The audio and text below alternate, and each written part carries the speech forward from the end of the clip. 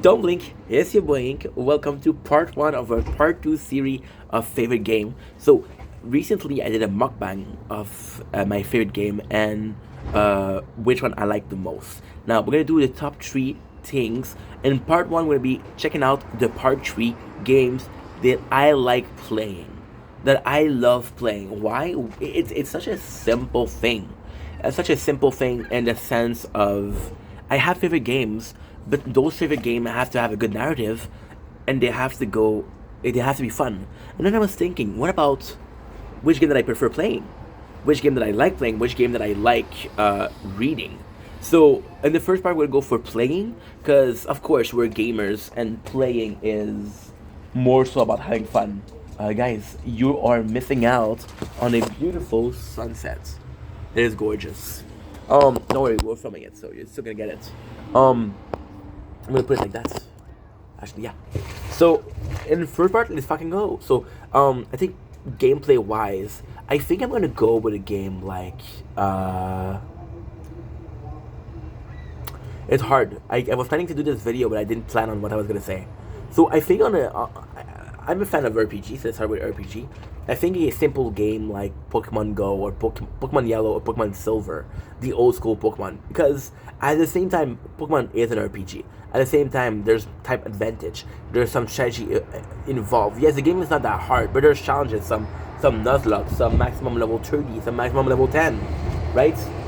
I saw a guy beat the Elite Four with a Caterpie. I was like, holy shit, this guy's a genius, right?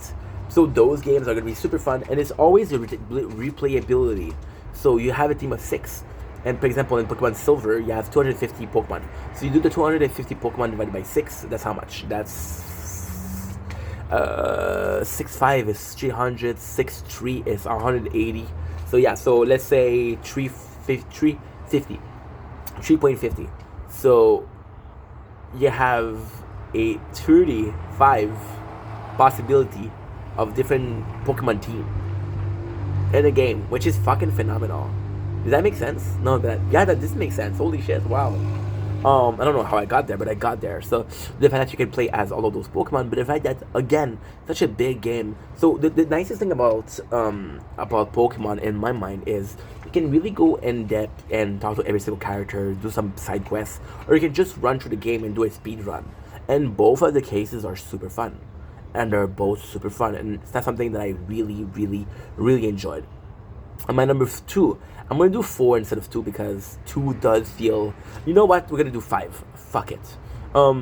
Number 2, I'm gonna have to go with the tower. I'm gonna include in there two different mobile game, because I don't know if you prefer PlayStation. I don't know if you prefer Xbox. I know that you prefer gaming on your mobile, right? It's a beautiful weather. It is a beautiful weather. So I'm gonna go with the tower. The reason for the tower is you guys hear me talk about it. It is the game that I play the most. But yesterday there was something that we're gonna talk about in this video, so that's gonna be interesting to see. With the tower, what I love about the tower is yes, it's super idle. Yes, it's sometimes is very boring. Yes, it's sometimes the same thing over and over and over and over again. However, the tower is one of my favorite games because playing is you're just watching a movie. I've been playing a lot of mobile game. For example, I'm thinking about Solo Leveling Arise. I've been playing a game where's the auto? There's another one that did auto. Is this one? Yeah. So Solo Leveling Arise is a game that is a action game, but you can do auto, so you can just run through dungeon and just watch a character do the whole thing. And to me, this is beautiful. Not because I don't want a game, but because you're watching a movie and you're preparing your guy. So it's like a game like, for example, Arknight, for example, Elysium, right? So you're this commander, you're equipping your people, and you're just watching the whole thing go. And it's a beautiful thing. It's a fun thing to see. It's a fun thing to watch. So a game like the tower, and it's just like this is a game that's gonna be in the background. You'll be looking at it and like, wow, there's a lot of pretty colors, a lot of things going on. It's also the fact that you can get really into it with the stats. You can get really into it with the upgrade. You can get really into it with the like really into it with everything that is strategic, right? or you just let the game go, and like we're doing right now, we were taking the break from the tower because we played a lot lately. So we're just going some low upkeep. We're just watching the game, and the beautiful thing about the tower is you're gonna be watching it from afar, and you're gonna be realizing that, oh, I haven't checked my playthrough in an hour. Then you're gonna look at it, and you're still good, and you're seeing all of the effort, all of the hours, all of the cash and coin that you put in, and that's why your tower is still standing. It's a beautiful thing. The turn number 3, we're gonna go with a game that's completely different. We're gonna go with Borderland 2 to be precise. You know what? We're gonna go with Borderland 3. If it was narratively speaking, I would have said Borderland 2. However, Borderland, the whole series in actuality, the fact that I used that game when I was getting bullied hardcore, the fact that this game was a game that I lost. So what happened with this game was I went to my friend's house, we were playing this game, I had a lot of fun, but I forgot to ask him what is the game that we're playing.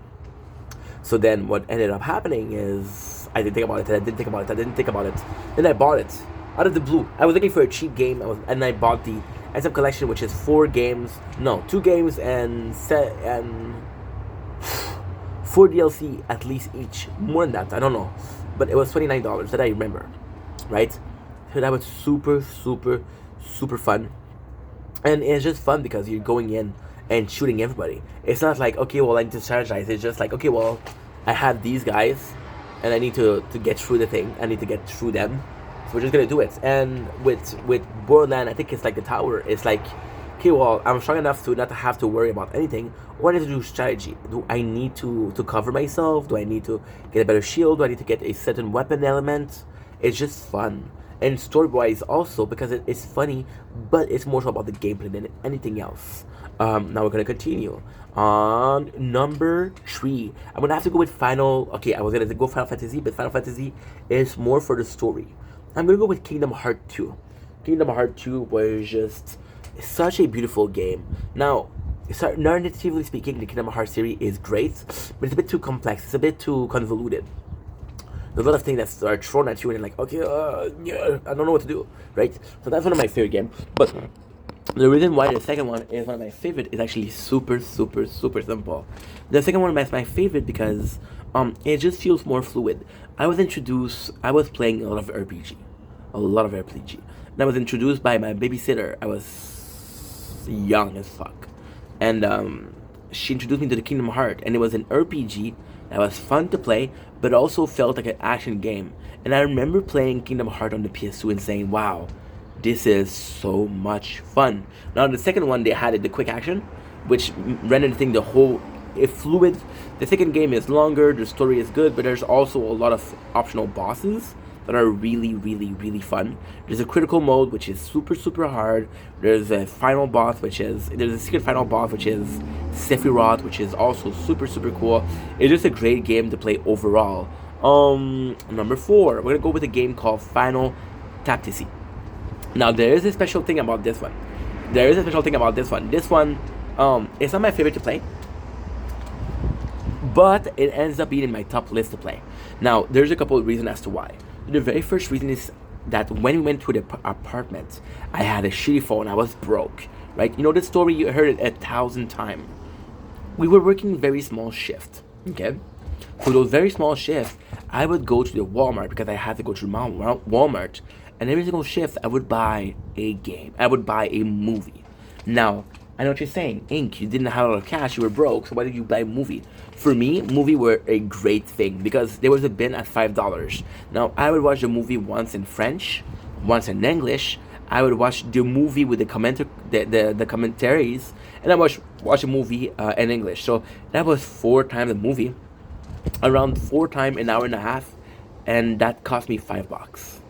So it was great. However, I needed to game. So my first thing was emulator, right? And emulator were great, and I love emulator.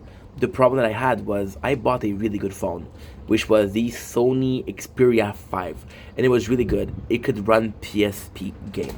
Now the one we had after that couldn't run. So I was back at games that I played for years, which was Game Boy Color, which was Game Boy Advance. The Nintendo 64 doesn't render correctly. And although I love those games, I was playing those emulators for multiple years, but it wasn't only multiple years.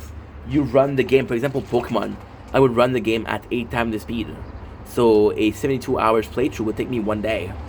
And it's just that you spend so much time. So I was looking for a mobile game.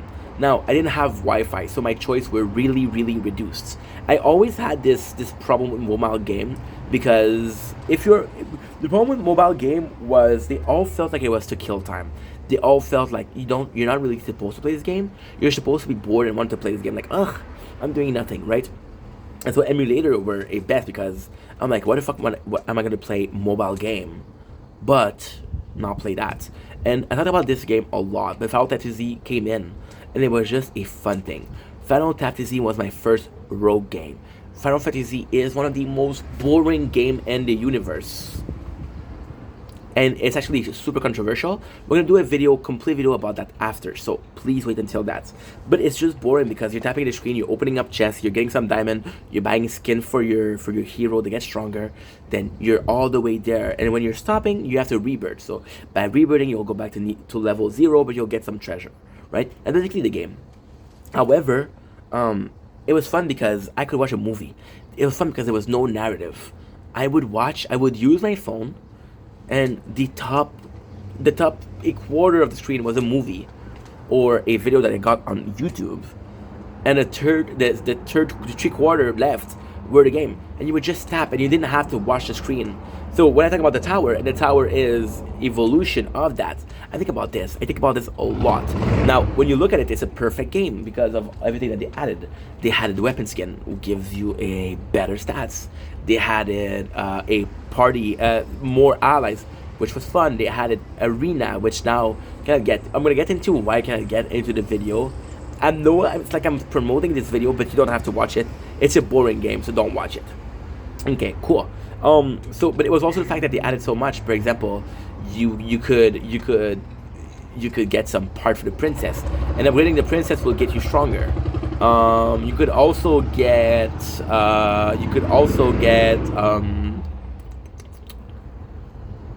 allies. But it was more so the fact that, so for example, you got really strong. What I like about the tower, which is a game that I talk about a lot, my favorite game, is I go to sleep. Do the whole day I'll do a playthrough, which is about 6 hours and a half, 6 hours 50, right? And at night I'll go sleep, right? Thank God.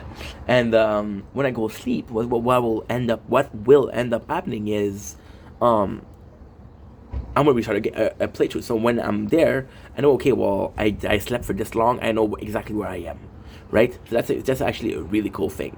But Final Fantasy was the same thing.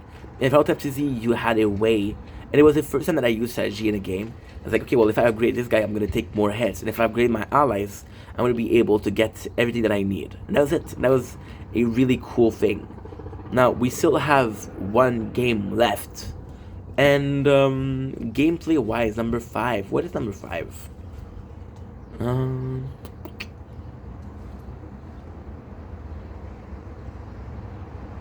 I think I'm gonna have to put Walking Dead Telltale. Yeah. No, sorry. I'm gonna go with Dead Cell, because Dead Cell is just very fast paced. I fell in love with game for their narrative, but as I get older, I start not caring as much as the story. And Dead Cell was a game that was perfect. So I fell in love with 80s, which was a roguelike. I wanted to get more roguelites, so I'm gonna go with, and it's crazy because it's so fucking crazy.